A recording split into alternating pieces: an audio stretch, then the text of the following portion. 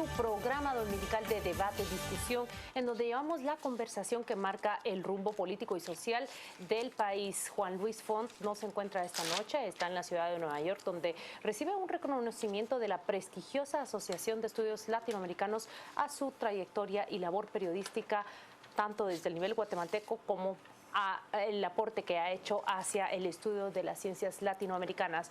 Pero aunque él no esté, la casa está llena y permítame presentarle a mis compañeros de debate, Carmen Ortiz, Pedro Trujillo y Paola Hurtado. Va a ver usted que hoy también en nuestra mesa se sienta la fiscal general Telma Aldana, quien viene a hablar con nosotros directamente todo sobre ese caso que ha desatado todo tipo de conversación, comentarios desde el jueves, cuando 7 diputados en activo son sometidos a un proceso de antejuicio, acusados de aprovecharse de su plaza para crear plazas fantasmas, y 3 exdiputados están ya en prisión acusados por abuso del erario público, también a través de las plazas. Vamos a arrancar directamente con esta conversación y Carmen Ortiz tiene la primera pregunta. Damos la bienvenida a la fiscal general y le agradecemos como siempre su tiempo y disposición para venir y sentarse acá y comentarnos todo lo que sucede desde el Ministerio Público. Gracias, Claudia. Señora fiscal, muy buenas noches y me gustaría plantearle la primera pregunta.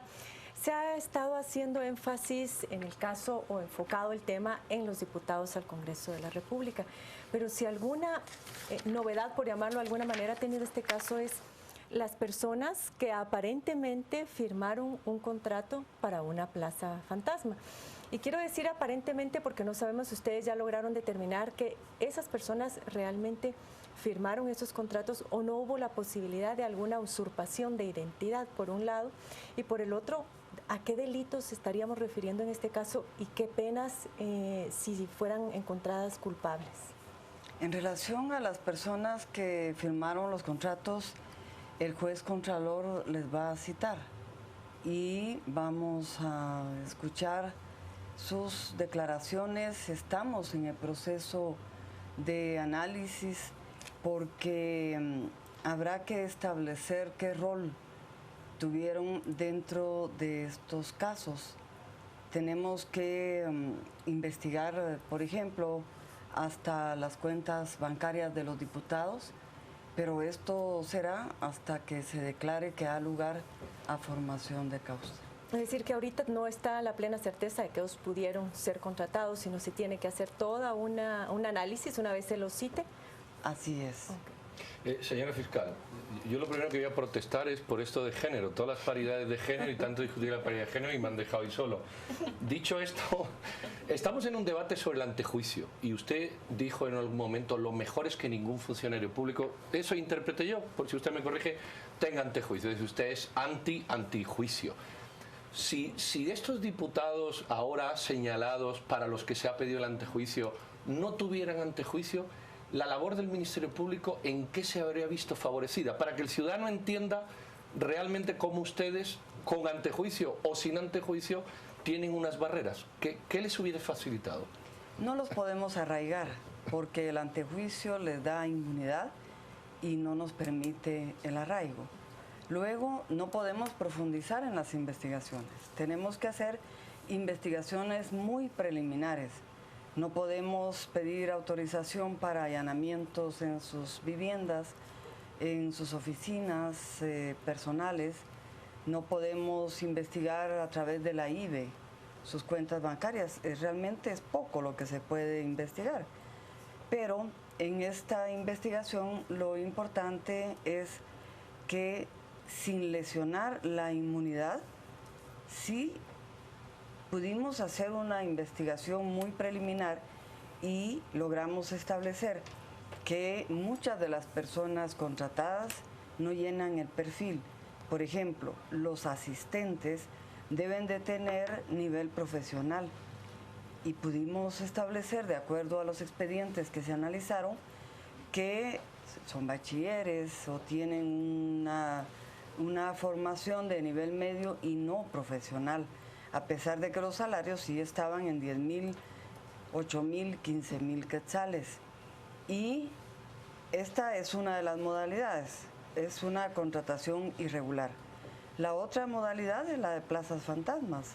También lo pudimos establecer y no lesionamos la inmunidad, porque investigamos entonces a las personas que contrataron a través de las presidencias del Congreso. Muchas de ellas trabajan en otros lugares y eso lo tenemos ya documentado. Pero sí, la inmunidad, la figura del antejuicio, en algunos casos casi equivale a impunidad. ¿Usted apostaría, por ejemplo, porque hubiera antejuicio para ser procesado, pero no antejuicio, por ejemplo, para ser investigado? ¿Podría ser un término medio? Exactamente. Esa debería de ser la propuesta, que se pueda investigar, pero que para la persecución penal, entonces sí, que se tramite un antejuicio y debe de modificarse también la ley en materia de antejuicio, porque es un proceso extenso y son unas diligencias que deben de ser muy rápidas. El juez pesquisidor tiene 60 días que, como son hábiles, se convierten en meses y si hay recusaciones regresa a la Corte Suprema. Todo un trámite engorroso que no viabiliza un procedimiento adecuado. Escuchamos reiteradamente, aunque no de manera oficial, que vienen más casos en el Congreso de la República, que habrá más antejuicios, que habrá más capturas. Y la pregunta es, ¿de qué alcance puede vislumbrar en este momento el Ministerio Público que será esta investigación de plazas fantasma? Vamos a tratar de llegar hasta donde el material que tenemos a nuestra disposición nos lo permita, y si vemos la experiencia que tenemos en relación a otros casos, seguimos investigando y seguimos encontrando más evidencia, más personas, más casos. Pareciera, desafortunadamente para el país, que esto es de nunca acabar.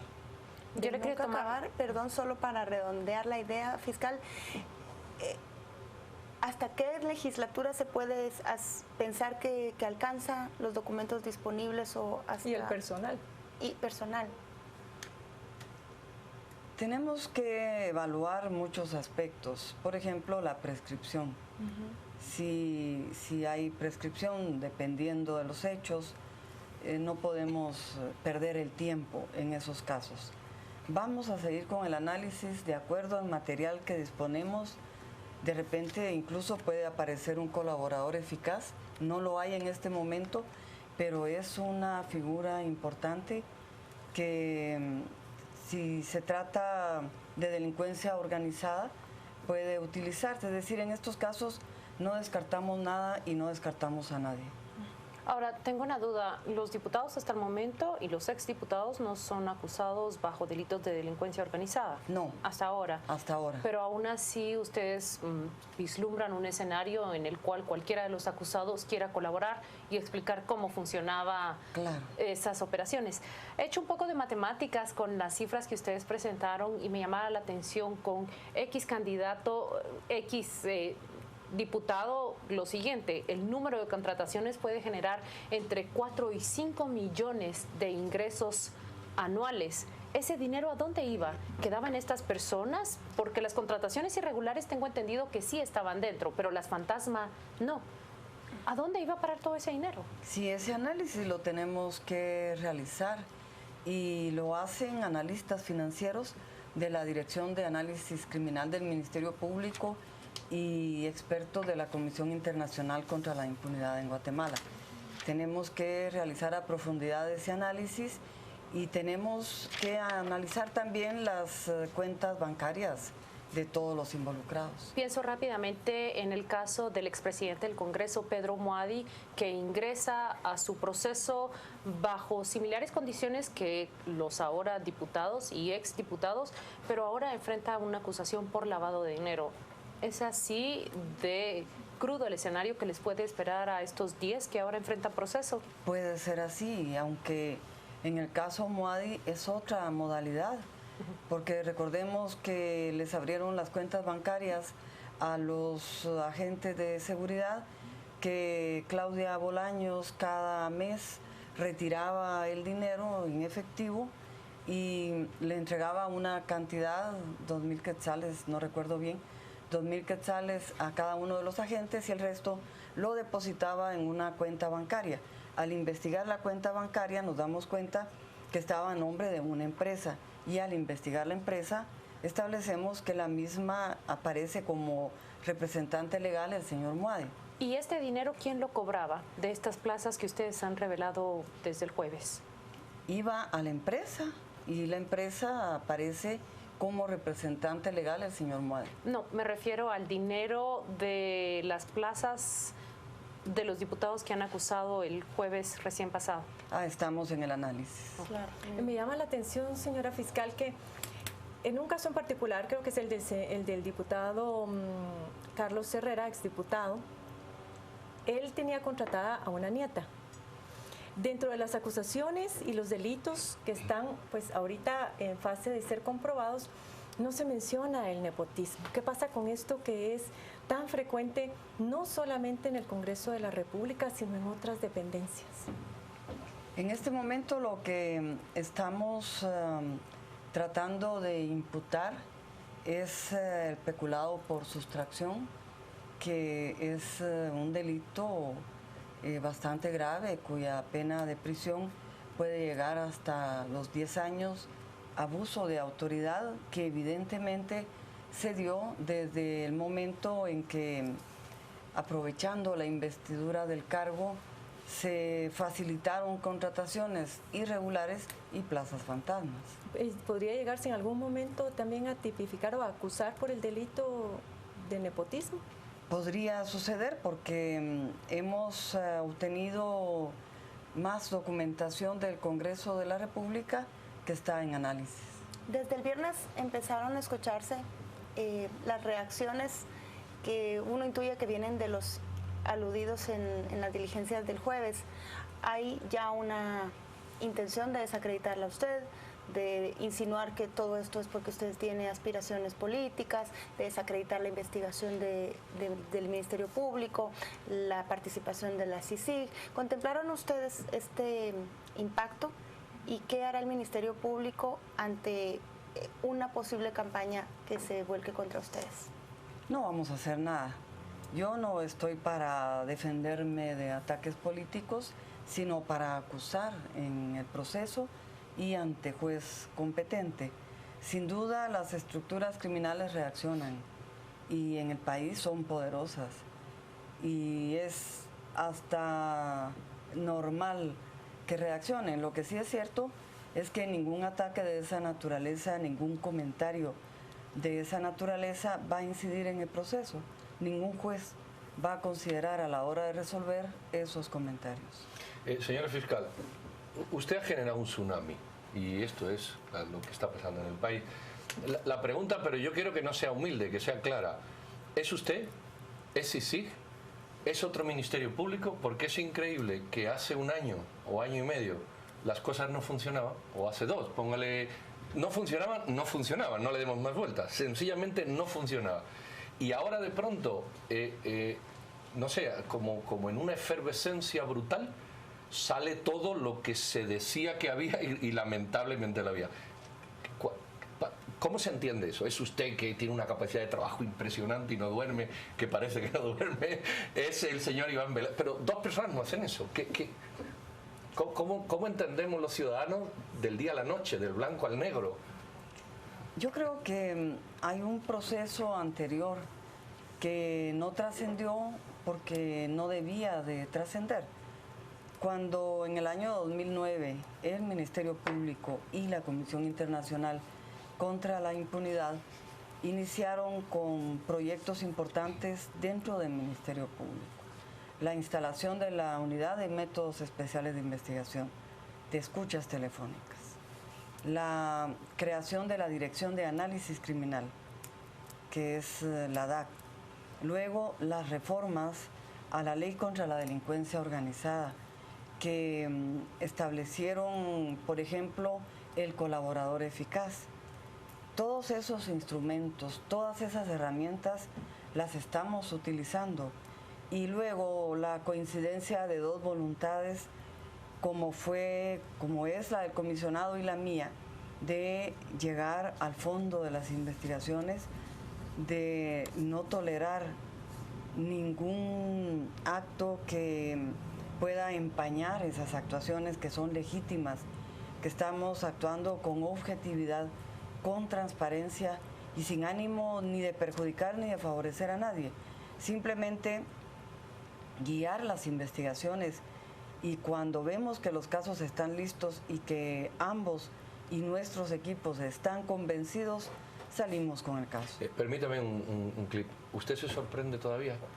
Es decir, porque usted es la primera que se entera de estas cosas. Los demás nos sentimos en muchas cosas muy sorprendidos. Su capacidad de asombro... No tengo palabras para expresarlo. Es un asombro increíble.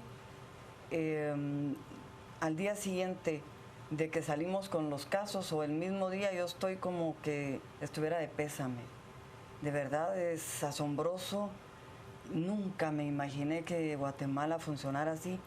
Y lo digo porque trabajé 30 años en el organismo judicial y los últimos 5 en la Corte Suprema, y yo veía cómo la Contraloría General de Cuentas llegaba al organismo judicial y no deja pasar, pero ni siquiera un duplicado mal puesto. Y en el Ministerio Público es exactamente igual.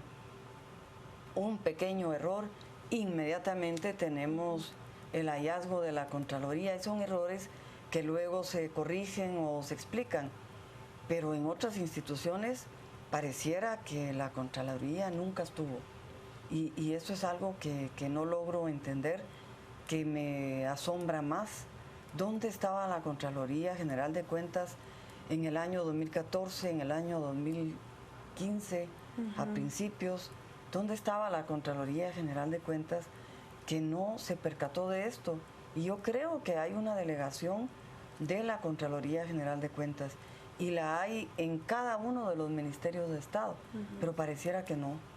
¿Y habrá alguna acción que pueda ejercer el Ministerio Público ante los funcionarios responsables de las cuentas que no se revisaron en el Congreso? Lo hicimos en el caso de Antigua Guatemala, y yo sí he pedido a los equipos que revisen la actuación de la Contraloría, de los contralores que están in situ, porque es inaceptable que no se puedan percatar de que hay plazas fantasmas, de que si la oficina de una persona tiene cabida para 4 asistentes, tenga contratados 20, 22, es inconcebible. Señora fiscal, a propósito de eso, justamente el viernes, durante la celebración de primera audiencia de las personas que ya están detenidas, han dicho como primer argumento de defensa que no todas las personas que estaban contratados por ellos tenían que estar trabajando dentro del Congreso, que podían desempeñar sus funciones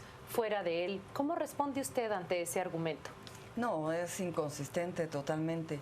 Porque, por ejemplo, de las 50 plazas fantasmas, las personas trabajaban en otros lugares, y nosotros logramos establecer que tenían un horario de 8 de la mañana a 4 de la tarde, de 7:30 de la mañana a 5 de la tarde. Tenemos documentados los lugares donde sí se presentaban a trabajar. Es imposible entonces que, de acuerdo con las normas de presupuesto y de servicio civil, se pueda aceptar que una persona bajo el renglón 022 también pueda prestar sus servicios en otra entidad del Estado o también en empresas privadas. Y además de estos contratos 022, hubo algunos, estamos por determinar el número, que fueron trasladados al renglón 011, que es un renglón permanente. La diferencia entre el renglón 022 y el 011 es que en el 022 cada año hay que estar renovando, pero al final las obligaciones son las mismas. Usted, como todos los funcionarios, tiene el gran reto, lo ha tenido de hecho, de ordenar la casa y además echar a andar la misión estratégica del Ministerio Público. ¿Qué recomendación usted como funcionaria daría a otras dependencias, tanto al Congreso de la República como ministerios y secretarías, justamente para evitar caer en una situación similar? Hoy se habla desde el Ejecutivo de la necesidad de elaborar un censo de funcionarios. ¿Cree usted que es indispensable este censo o se puede adelantar algo por otras vías? ¿Qué recomendación en concreto da? El censo es importante, sin lugar a dudas, pero es más importante lo que cada ministro, cada jefe de dependencia pueda hacer si realmente tiene la voluntad política de sanear los ministerios, porque en algunos de ellos persisten las estructuras criminales. Y entonces los ministros, los viceministros, los directores generales tienen la obligación de establecer que esté funcionando adecuadamente su unidad, su dirección, su ministerio. Es una labor de responsabilidad que se debe de asumir con seriedad y de manera urgente en Guatemala. Yo tengo la duda si Acción Ciudadana no hubiera presentado esa denuncia que dio origen al caso de Plazas Fantasma por el que está preso Pedro Muadi, y que esto llevó a ver las presidencias, las legislaturas, hasta lo que estamos viendo ahora y que va a suceder. Esto hubiera sucedido.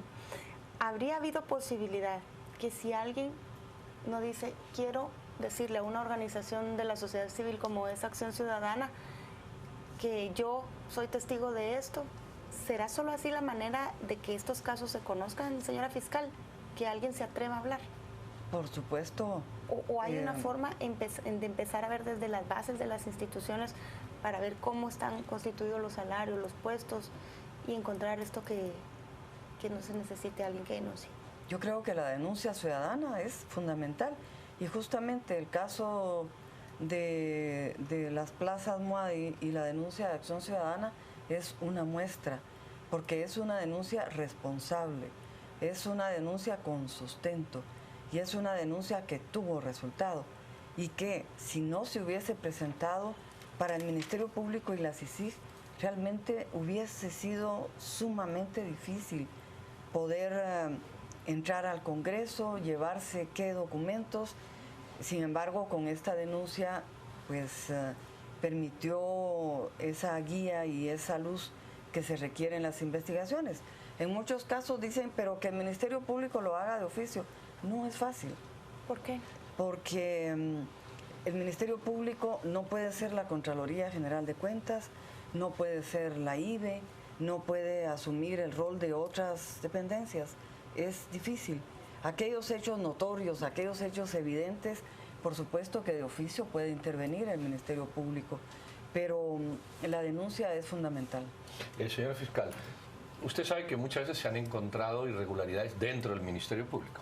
Siguiendo un poco la pregunta que hizo Carmen, tanto en el Ministerio Público como en otros organismos de investigación criminal, INACIF y otras cuestiones, ¿qué certeza hay de que, o ha conseguido usted establecer un Ministerio Público aséptico? Todavía hay un proceso interno, porque obviamente ustedes trabajan para afuera, pero ¿cómo lo hacen también para adentro? Indudablemente el Ministerio Público también sufre de algunos malos elementos. Afortunadamente son pocos, y si comparamos con casos como los del Congreso, realmente no hay similitud. Sin embargo, yo estoy dispuesta a que el Ministerio Público sea una institución transparente, porque si estamos imputando, si somos acusadores, tenemos que dar el ejemplo. Y por eso decidí la creación de la Fiscalía de Asuntos Internos. Esa fiscalía inició aproximadamente hace un año, y al día de hoy llevamos a 30 trabajadores ya imputados y ligados a proceso penal. 30 trabajadores, y tenemos otras investigaciones en curso que dentro de algún tiempo van a conocerse. Señora fiscal, hablaba Pedro sobre ese tsunami que se ha desatado, y ese tsunami prácticamente ha ido a parar a las cárceles del país, a una en concreto. ¿Qué va a pasar? Ya el sistema penitenciario manifiesta la preocupación de una cárcel que está sobrepasando su límite. ¿Va a tener que recurrir el Ministerio Público, Gobernación y el país hacia la disposición de una nueva cárcel especial para este tipo de acusados? ¿O Porque ya ¿Qué no le caben en solución se Mariscal plantean? Zavala. Dijeron el viernes que ya tiene sobrepoblación también. Bueno, mi obligación es hacer las investigaciones, imputar y lograr en inicio la prisión preventiva, luego las sentencias. Esa es la obligación del Ministerio Público. Claro. ¿A dónde los van a llevar y dónde los van a poner? Pues yo espero que el ministro de Gobernación lo resuelva. Yo sé que él está dando su mejor esfuerzo y que tiene que retomar el control del sistema penitenciario del país. Está haciendo esfuerzos. No es fácil porque son años de tolerancia hacia un sistema penitenciario que no funciona, pero además en condiciones no adecuadas para los privados de libertad y no hay reinserción. Hay un trabajo impresionante que debe de hacerse en el sistema penitenciario, pero nosotros no podemos esperar a que el sistema penitenciario esté listo. Aquí nosotros seguimos y a dónde los van a llevar yo no sé, pero tiene que ser a un lugar adecuado donde se garantice su permanencia, que no haya fuga, que no los vayan a asesinar y que estén en condiciones dignas. Muchas gracias, señora fiscal. Era Telma Aldana. Le agradecemos mucho su participación en este programa. Nosotros vamos a una pausa comercial, pero por favor quédese con nosotros. Al regreso nosotros vamos a comentar y analizar esto que nos ha dicho la fiscal general Telma Aldana.